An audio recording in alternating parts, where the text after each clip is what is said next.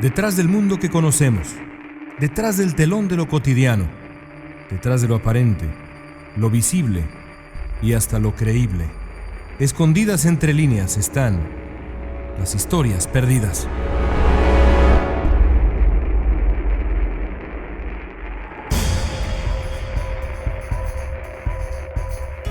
La memoria de la humanidad está llena de figuras de auténtica relevancia que por razones misteriosas parecen haber desaparecido de la faz de la Tierra sin mayor explicación.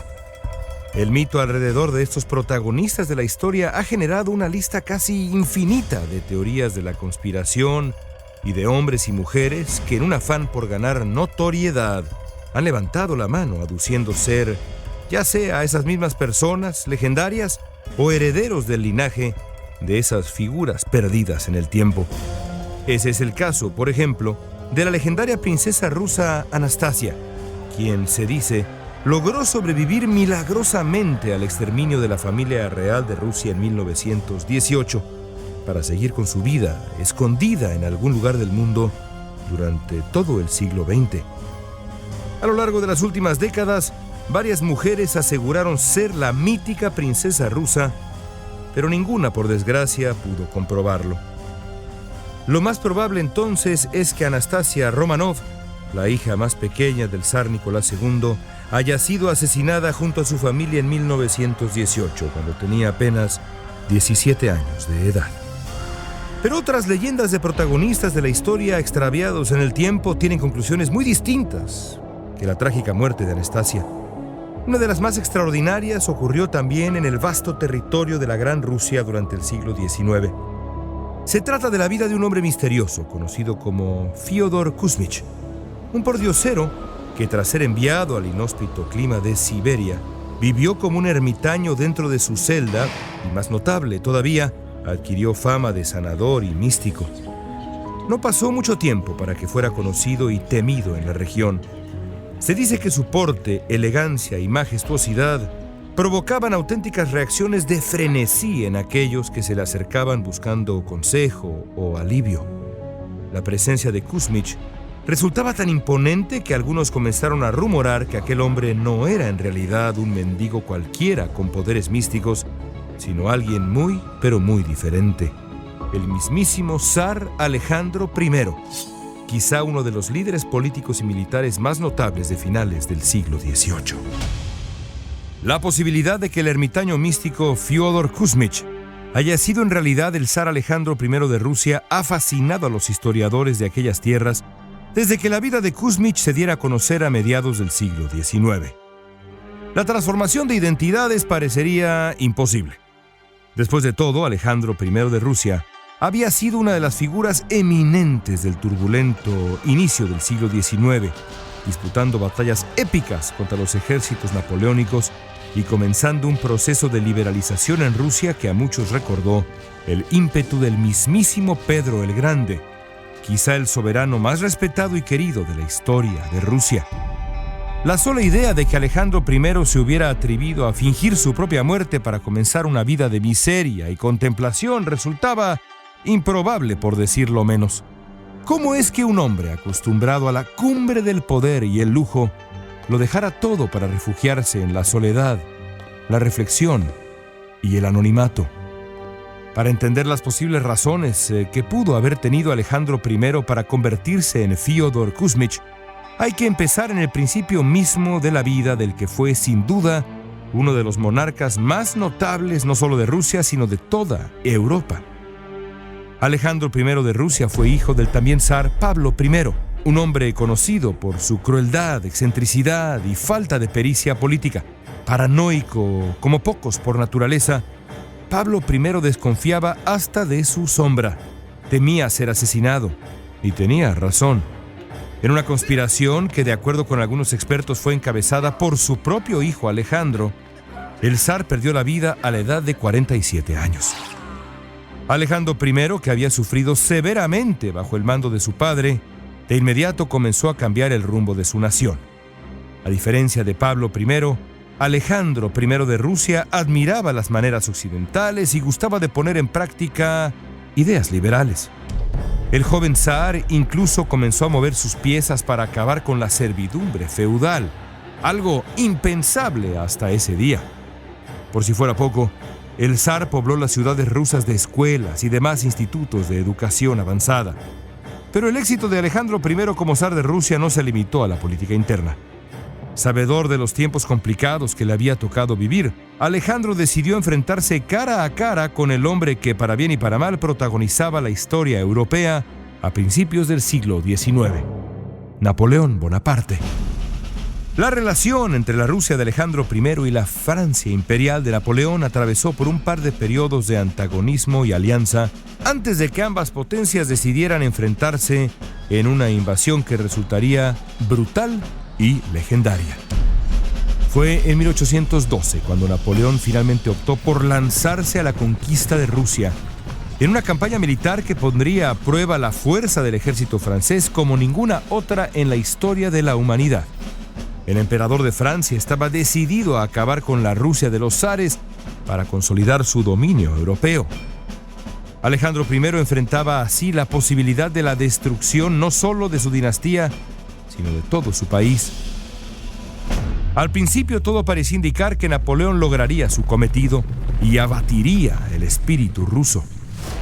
Pero el emperador francés no contaba con la fortaleza de Alejandro I, quien no cedió a la oferta de rendición e instó a su pueblo a resistir, incluso evacuando Moscú para negarle la victoria a Napoleón, quien para entonces ya era el auténtico némesis del zar de Rusia.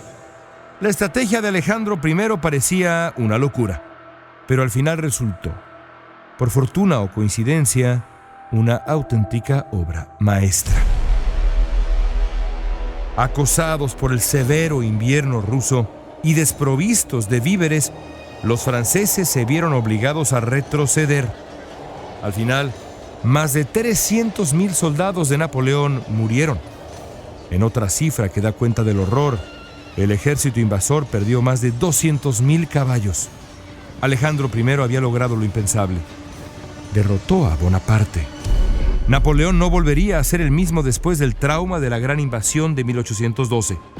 Para el zar ruso, por el contrario, el triunfo significaría el principio de una nueva historia, en el fondo mucho más oscura que aquella que alguna vez había prometido el joven zar, idealista y liberal. Como a veces ocurre en la guerra, la experiencia bélica dejó profundas heridas en Alejandro I. Como su padre, el zar se volvió desconfiado. Quizá obligado por los tiempos, puso freno a un buen número de las reformas liberales que le habían caracterizado durante los primeros años de su reinado.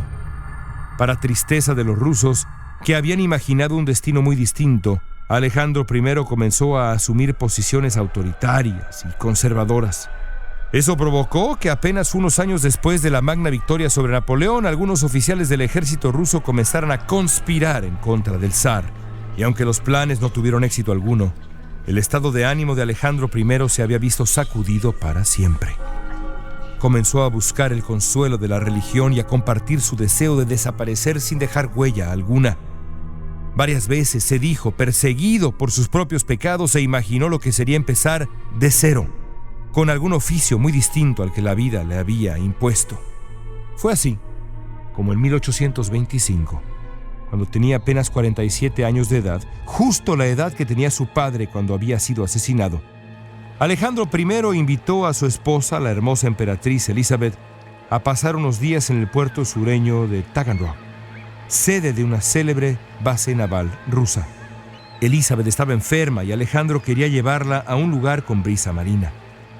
Para muchos, sin embargo, las intenciones del zar eran distintas.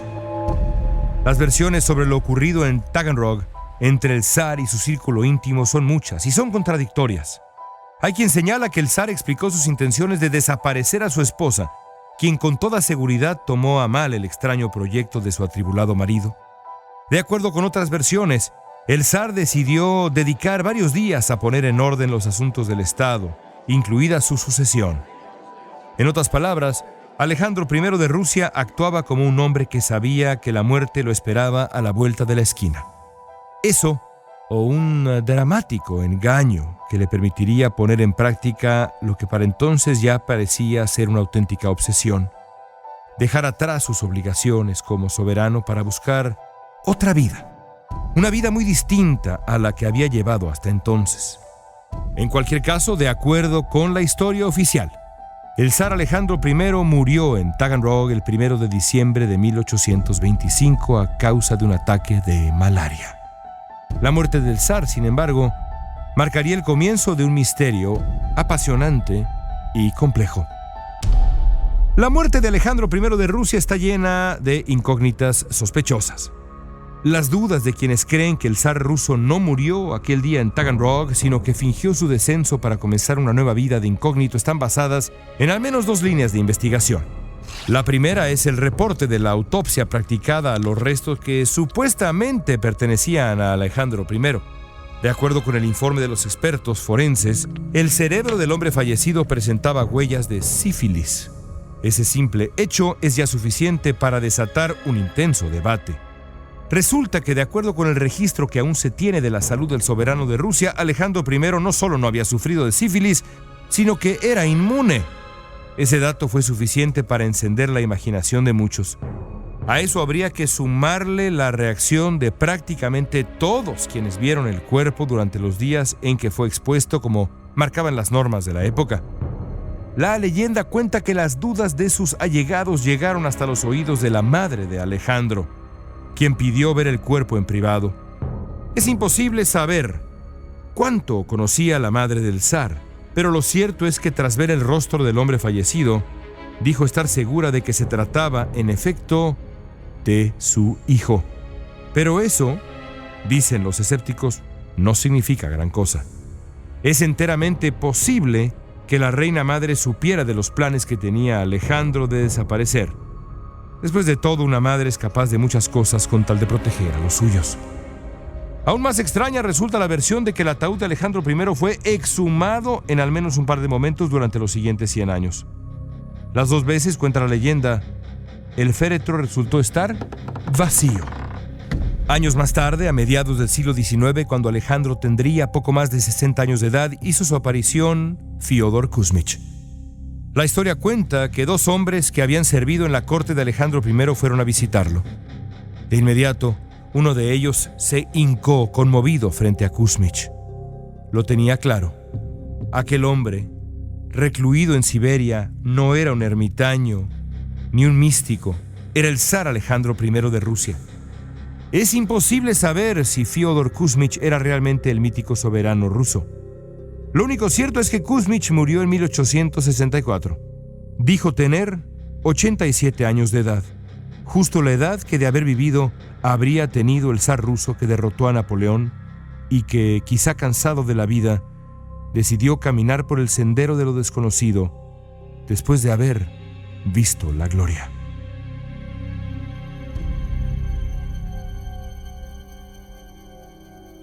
Esto fue Historias Perdidas, escrito y narrado por León Krause, editado por Guillermo Espinosa y Jorge Farías, producido en Clio por Daniel Krause.